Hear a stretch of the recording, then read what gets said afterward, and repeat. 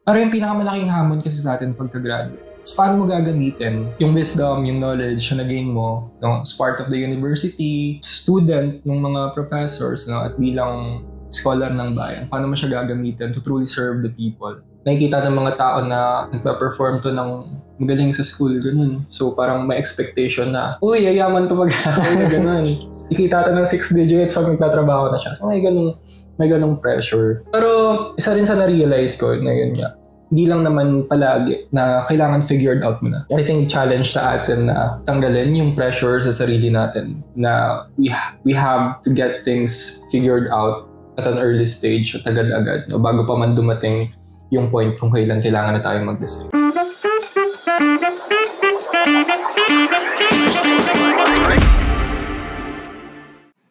Hello everyone, I am Carmelo Georges Derder and welcome to the Melopod.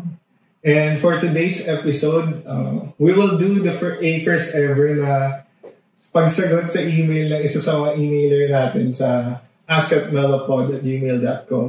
So I'm very happy kasi may nag-email sa akin. Hindi ako mapaniwala actually nung nakita ko siya kasi may nakikinig pala talaga sa akin. Hindi siya, yung mga numbers na nakikita ko sa views is not just an empty empty numbers. May tao talaga sa likod ng mga yun. And I'm really grateful kasi, ayun nga, na-appreciate niyo yung mga ginagawa ko. So, ayun, hopefully mas mag-expand pa tayo, mas marami pang mag-email sa akin. Pero for today, ayun, meron tayong special guest. So, ito special guest talaga to kasi, grabe, bilib ako kay Kuya Aaron Sherba. So, si Kuya Aaron Sherba is gusto mo ikaw naman pakilala sa sila. Sige. Ayun, so ako si Aaron Sherba. Dati kaming org-mate sa UPLB Economic Society. Tapos, graduate ako 4 or 5 weeks ago. Tapos currently teaching associate dito sa UPLB. So, nagma-masters ako. And at the same time, nagtuturo ng sa freshman. Grabe, 5 weeks pa lang nag-graduate ka pala talaga. Grabe na trabaho. Tapos tama ko sa akin agad. Same. Pero ang master's sa Econ is pag nagtiteaching ka na is 3 years. No? Siya? Supposedly 2 years. I think kapag full-time ka nag-aaral. Pero since, parang yung teaching assistantship program kasi ng UPLB. So, basically parang scholarship siya for people na gustong mag-take ng masters. And at the same time, so may stipend, and at the same time, nagtuturo sa basic Econ courses like Econ 11. Anong pinakamataas sa Econ na tinuturo? Econ 11 pa lang lahat. Actually, ako rin parang binabala ko na mag-ganyan din ng masters na magturo. Gusto ko magturo kasi ito, sa podcast. Practice ko na rin ito sa pagtuturo, feeling ko. Pero ayun, so going back sa email natin. So, ayun, basahin na natin yung email. Wait lang. Ayan, so for our first ever emailer, siya ilagay na natin sa pangalan na Marie. So, Marie, basahin na natin sila. So, sabi niya dito, just finished up watching episode 7. So, episode 7 is yung sa kapatid ko na podcast. So, in-interview ko siya about the struggles of yung pag hindi pagpasa ng dream school. So, ayan. Watching episode 7 and I kind of relate to this topic. Though not about the university but the program I took. My dream course was BS Accountancy, but I didn't make the cut since the entrance exam on my unit was waived, so it was purely based on grade rankings. So parang UPCA lang. Kayo ba UPCA? Before pandemic. Kami kasi UPCA, so same kami. So they offered me my program now, BSBA, Business Economics, and life changed. Never imagined that I will be who I am today if I was accepted on BSA. I'm on my 4th year now as an Econ student, and so far I didn't regret taking it. Yes, madami akong reklamo, pero carry balls naman. So, ayun. Sa message mo muna, thank you very much sa pag-email again, Marie. So, BS Accountancy, BS. So, hindi siya talaga yung taga-UP kasi walang business na ito din sa... Ano yan? Pwedeng... Na-curious tuloy ako, hindi yata nilagay dito. Hindi na nalagay ko sa university. Pero ayun, for her topic suggestion, ang sabi niya, topic suggestion for next episode po is, what's life after college? What are you expecting after studying for so many years? And as someone who's never really had a dream, it's kind of pressuring. Like, magiging alipin na lang ba ako ng kapitalismo? Or is it still too late to explore and find what I really want to do in life? I don't know if this makes sense, but hope you consider. I wish you the best. Looking forward to more interesting episodes. Melopod fighting. And, grabe, nakaka-touch naman. Nakakatuwa. Pero, ay, maganda yung topic episode niya. And actually, medyo nabasa ko na to beforehand. Kaya, naisipan ko rin invite si Kuya Aaron kasi parang gusto ko magkaroon ng perspective sa side ng ako hindi pa gumagraduate and si Kuya Aaron na parang fresh grad. So, ayun. So, Kuya Aaron, ikaw ba? Start muna siguro tayo sa ano yung dream course mo talaga? BS Second ba talaga yung dream course mo? Sige. Actually, nung sinabi mo, nung invite mo ako na magsalita dito, sabi ko, nagdadalawang isip ako kung like, tutuloy ka ba? Kasi parang, sabi ko, parang di naman ako worthy na magsalita tungkol sa ganyan. Kasi like, hindi naman talaga definite yung plano ko from the beginning. Pero nung binasa ko yung email niya, parang nakikita ko yung sarili ko sa kanya. Kasi, di ba sabi niya, wala pa siyang, talagang definite na plano, anong gagawin niya after college. Tapos kung magiging alipin na lang ba siya ng kapitalismo. So, dumaan din ako sa mga ganung dilemma. So, yun, sabi ko baka okay nga na similar experience yung marinig niya. So anyway, ano ba dream course? Ano man dami kasi. So nung bata, alam mo yung pag may career day sa school ganyan. Like lagi ko sinasabi, gusto kong maging engineer, mechanical engineer. Tapos, nung high school, naging interested ako sa journalism. Kasi, di ba, usually pag high school, may mga journalism competitions, ganyan. So sabi ko, parang gusto kong maging journalist or manunulat kapag lumaki ako, kapag nag-college, gano'n. Tapos nung nung right before senior high, so after junior high, parang may notion na, alam mo yun, yung parang, tawag dito, hindi, paano ba? Parang naghahanap ng financially stable na job, ganyan. And yun nga sinasabi, medyo toxic yung environment ng isang journalist kasi unang-una dangerous siya, ganyan. So bago ako mag-senior high, so ganun yung parang tumatak sa akin na like, plano ko talaga mag-UMS noon, mag-humanities and social sciences kasi yun talaga interested ako ng field. Tapos, yun nga, sabi ko, parang gusto ko na lang yumaman.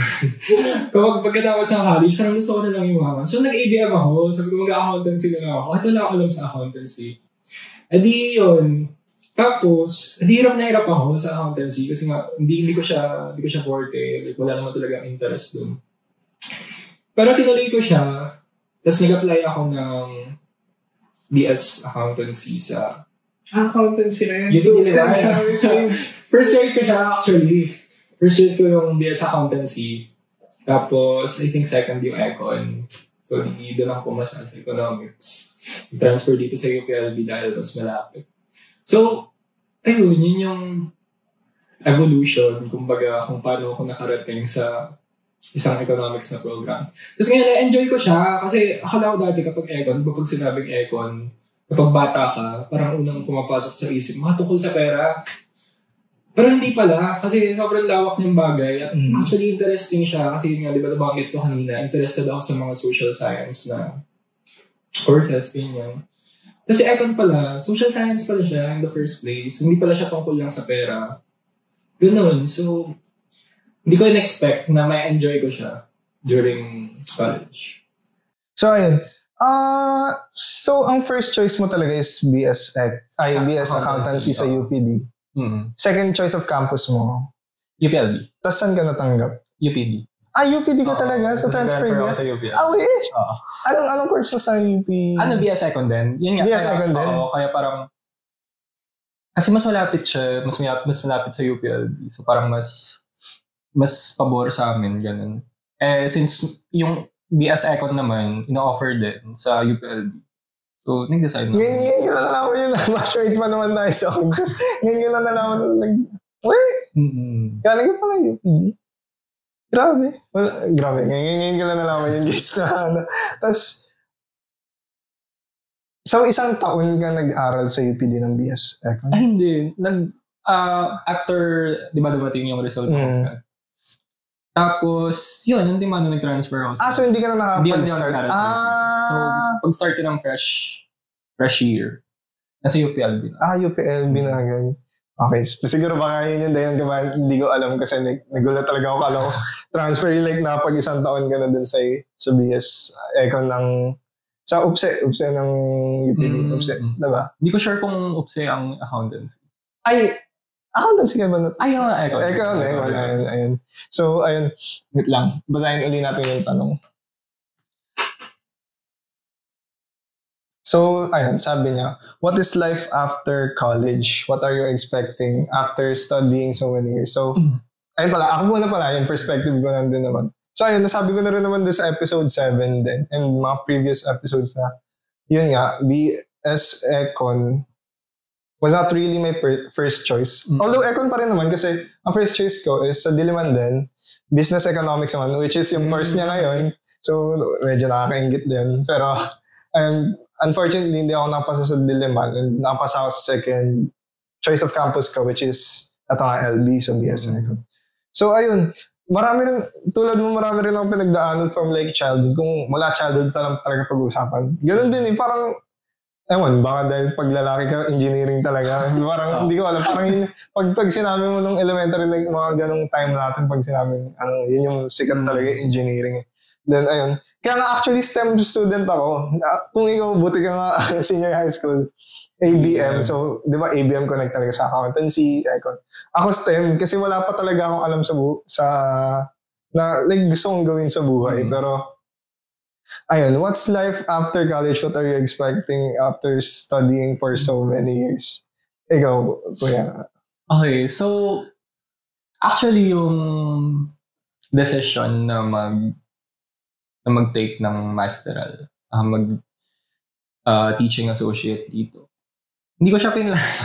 Ay, wait? Hindi ko siya pinlano. So like, weeks leading up to graduation, parang sakto na may offer from the department sa mga graduates, ganyan, na kung sinong willing na mag-masters. Tapos, ayun, kasi parang dumaan din ako sa parehong dilemma na katulad niya na, uy, magiging alipin na lang ba ako ng kapitalismo after ko? Actually, marami nga rin mga ka-org natin na nagsasabi ng gano'n na parang magiging corporate slave lang din. Tapos parang sinabi, UP student ka pa, tapos biglang magpapalipin ka na din sa mga corporates. Pero actually, ang Econ kasi, hindi lang naman isang path yung patutunguhan. Yun nga yung maganda din sa after graduation. Kasi yun nga yung usually parang notion na pag Econ ka, corporate ka dapat after mag-graduate. Well, yun yung nangingibabaw kasi parang yun yung nakikita ng mga tao na pinaka-financially stable. Na job. Pero actually, kapag Econ ka, pwede kang mag-policy making sa government. Ayun nga, pwede kang dumaan sa industry, sa corporate. At syempre, pwede ka rin mag-academe. Tapos, ayun, parang sabi ko, yun nga, katulad ng sabi mo, sayang naman kung magiging corporate slaves tayo. Kasi, di ba, parang, hindi lang naman siya, bakit ba may ganong notion in the first place? So, kasi, parang, tawag dito. Speaking of, parang mga bureaucrat capitalists, ganun, di ba? Usually, associated sila sa exploitative activities, ganyan. Ngayon, di ba, sabi nga ni Adam Smith, di ba, tayo, parang, Grabe Adam Smith. Napansin ko Kaya sabi ni Adam Smith, di ba, pinupush tayo mga self-interests natin, ganyan. At ideal siya, in a society na parang just and fair yung system. Like, okay, nagpupush ka ng self-interest mo. Sabi nga ni Adam Smith, di ba, yung kaya raw tayo nagkakaroon ng pagkain, halimbawa ng tinapay, gano'n. Hindi naman siya dahil sa benevolence ng baker, kundi dahil gusto ni baker na kumita out of creating a product, no, para dun sa mga tao. Ngayon, yung notion ng self-interest, parang ideal siya in a society na yung just and fair yung system. Pero hindi naman ganun yung realidad. So, parang, ang nangyari kasi, nabanggit ka kanina na gusto ko mag-journalist, di ba, mag-journalist. So, natupad ko naman siya, journalist ako, campus journalist ako ngayong, from high school hanggang ngayong college.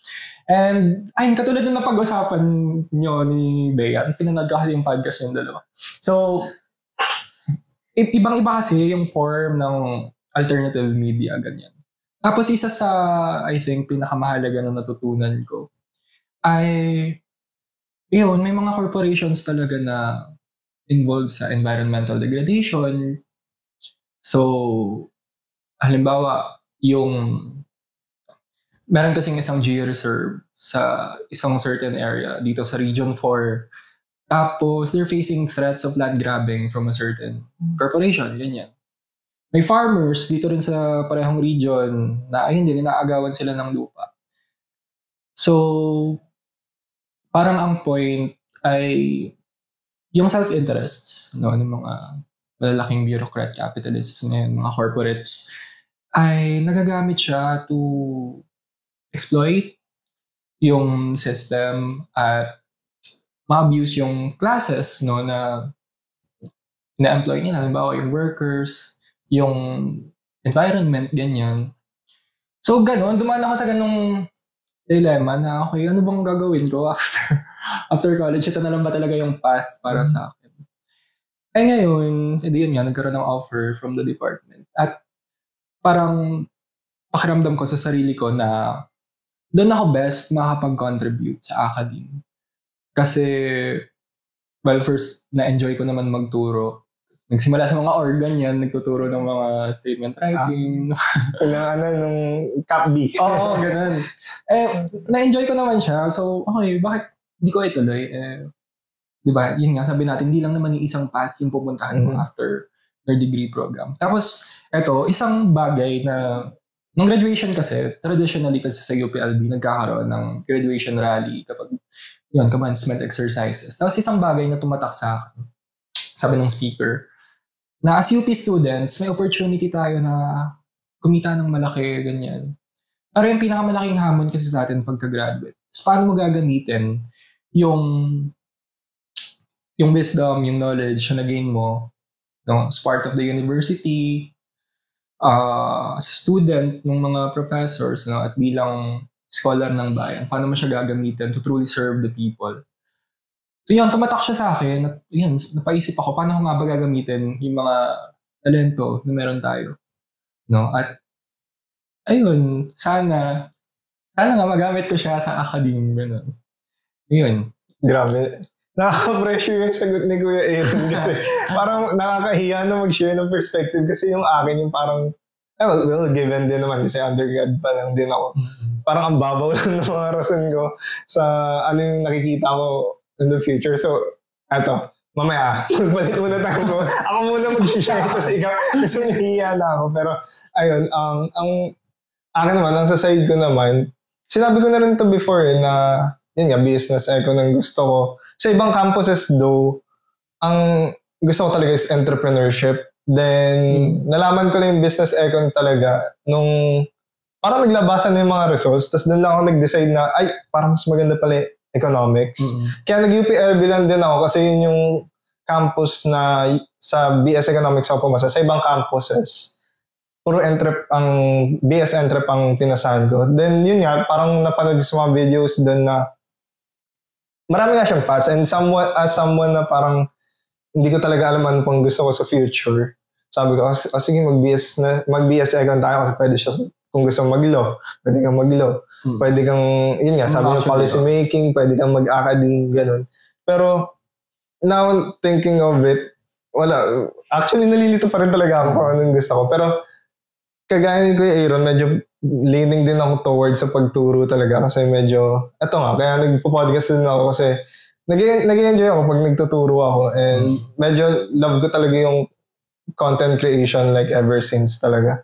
So ayun, sobrang bawo lang talaga pero Ayun, grabe yung, nakikita niyo yung perspective ng pag-grad na talaga na, kasi syempre, may pressure din ba gano'n na, syempre as grad ka na kailangan figured out mo na yung ano mo. Oo, actually, before pa, like, second year, third year, gano'n. Hindi naman maiwasan yung parang dread sa kung ano ba ako after. Kasi parang totally independent ka na eh. Ikaw na yung may hawak ng sarili mong buhay. Ganun.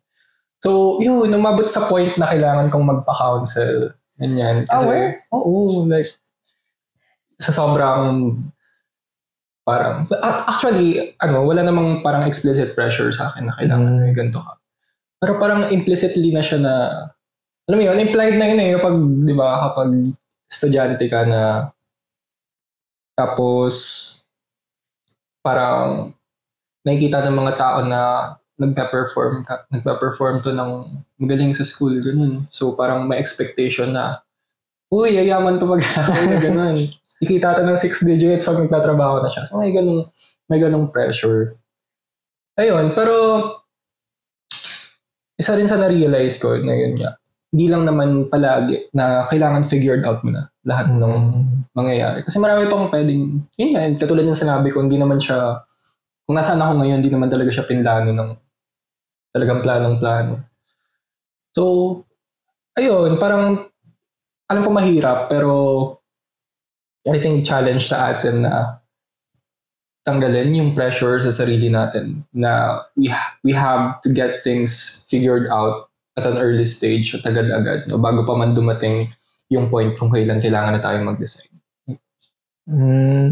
Okay. Pero based sinabi mo parang parang pumapasok na rin sa akin na medyo na-pressure na rin ako as a third year student na pag after college parang wala na akong allowance na ito. Parang kailangan buhay ko na pala talaga mag-isa. So, tuloy natin yung tanong sa email. So yun, napag-usapan na natin yung sa pressuring kapitalismo. Too late to explore. Makes sense.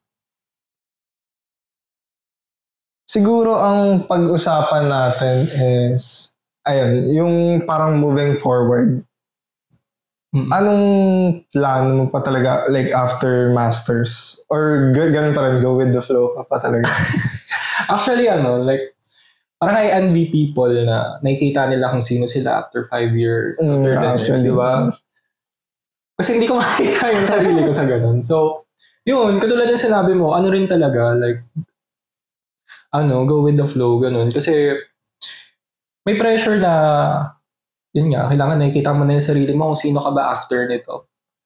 Pero, sa ngayon kasi na-enjoy ko pa yung, 3 weeks pa lang naman. Oo, pero so far na-enjoy ko naman magturo at fulfilling kasi siya na maibahagi.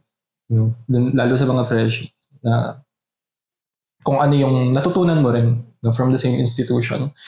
At saka actually parang surprising ba siya? Surprising siya na yung mga bagay na nagtitake kasi ako ng Econ 11, hindi rin naman ganun kataas yung grade ko. Tapos pag nagtuturo ka na, saan mo marirealize na, dali lang pala nito. Hindi ba siya sagad nung So, ayun, fulfilling siya na gawin. At hopefully, makita ko pa rin yung sarili ko sa academy after a few years. Okay. So, actually, dun sa sinabi mo dun sa Econ 11, like parang totoo nga na ganun nga na parang ba't parang tinitake ko dati, parang hindi ko pa maisip. Paano naiisip ng mga prof yung mga ganitong tanong? Like, saan nila nahuhugot to? Pero, siguro dahil natig din tayo ng mga higher econ, ganun. Kaya mas nahasa na talaga. So, ayun. Siguro, very, very short interview lang din talaga to. Sharing lang dun sa answer sa message nung ating emailer. Siguro, final words na lang on ano yung mga mapapayo mo siguro sa kanya. Kasi sabi niya dito, 4th year student daw siya. So, ayun. Doon nga, syempre, mas malaking pressure sa kanya compared sa akin. Third year pa lang po ako. So, ayun. Anong pwede mabigay mo sa kanya sa tip na 4th year tapos ikaw fresh grad? Siguro, ayaw ko mag-i-imposing kasi parang iba-iba naman tayo ng like pinanggagalingan na context, no? Eto, bilang econ din naman siya, di ba? Business economics. Di ba, parang isa sa salient points ng pag-aaral ng economics is tinuturuan tayo na maging better decision makers. Ganyan. So, sinasabi na parang we're given a set of preferences, gano'n. Tapos, we face trade-offs in making decisions. So, halimbawa, kapag pinili mong tawag dito. Halimbawa, pinili mong mag-law school after graduation ng econ. So, syempre, kalakhan ng oras mo, inilalaan mo na sa pag-aaral ng law, ganyan. So, di mo na siya magagamit sa ibang bagay. Like, or halimbawa, pag pumasok ka sa academe, syempre, ang trade-off nun, hindi ka makapagtrabaho, halimbawa sa isang corporate setting, ganyan. No? Assuming na lahat ng oras ay nilalaan mo sa pag-aaral na academy. So ganun, nag-face tayo ng trade-offs. Kaya basically ang sinasabi ng econ sa atin is we judge among our preferences what we value the most. Siguro yun yung maipapayo ko sa kanya na ayun, nga sabi niya, ayaw niya makalipin na capitalist ko. Pero hindi lang naman isang path yung dadaanan mo after graduation. At ang maipapayo ko, given those sets of future jobs or professions na after mo gumraduate, I think it's important to value kung ano yung may pinaka may bigat sa'yo. Kung hindi lang naman siya about sa kung saan ka masaya, no? Kasi napaka-ideal din naman na isipin na pipiliin mo yung isang bagay dahil doon ka masaya, na hindi naman lahat ng tao may privilege na piliin kung ano yung ambition nila, given na syempre, kailangan nating maging financially stable din. Hindi naman lahat ng kasiyahan natin ay nag-offer ng financial stability. So, ganun, we have to weigh our choices kung para sa atin, ano yung pinakailangan ko? Ano yung pinaka may bigat? At saan ko nakikita na pinaka makapag-contribute ako na field at saan ko nakikita na pinaka mag-grow ako? So I think yun yung mapapayo ko dun sa nag-email. Ay, wait lang. Ito. May isa pa pala akong last na question na lang talaga. Kasi lahat ng pag-uusapan natin is like direct, mga paths na from econ talaga. Okay. Kaso, ang parang feeling kong tanong din ng ating emailer is as a fourth year student na parang syempre, alam naman natin yung stereotypical na path na syempre, preschool, elementary, high school, college, tapos college, trabaho na agad. Ganon. So, parang ang feeling ko gusto rin niya malaman is it too late to explore na ba on other fields din? Ganon. Okay. Sige, hindi ko kasi like makuha properly yung notion kung yung exploration ba ng other fields is magte-take ba ng like another course, ganyan, para mag-explore kung anong gusto niya. Pero, okay, yun nga. Ang sa akin, sige, tingnan natin. Kasi yun nga, parang ang nakikita ko kasi siya na hindi naman pare-pareho ng privilege, no? Yung bawat tao. So, one person might have the privilege to explore what he or she wants to do. Another person might not have that. So, yun. Tingnan ni Marie na nag-email kung what she values more. Kung binavalue ba niya na mas makapag-explore siya, or binavalue ba niya na magkaroon na siya ng isang stable job after gumraduate. Yun.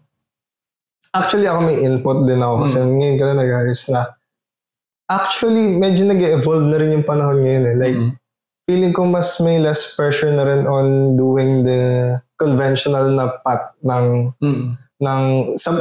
yung path na tinuro sa atin ng mga magulang natin na yun nga, yung dire-diretso aral tapos trabaho. Kasi feeling ko naman, yun nga, fourth year student ka pa lang naman, feeling ko wala ka pa binubuhay na pamilya. Or unless yun nga, may mga tao din kasi less privilege kahit at an early age, like sila yung breadwinner kasi din ng pamilya nila. Pero kung like, feeling ko may privilege ka naman na to explore na parang independent ka na after graduating, feeling ko goods pa rin mag-explore. Like, 22 years old, ganun ka pa lang naman siguro. And, eto, actually, ngayon ko lang din siya na-realize na parang yun din yung medyo ginagawa ko ngayon na parang hindi ako nagfo-focus sa isa lang na yun nga, nag-start ako na hindi ko talaga alam yung gusto ko.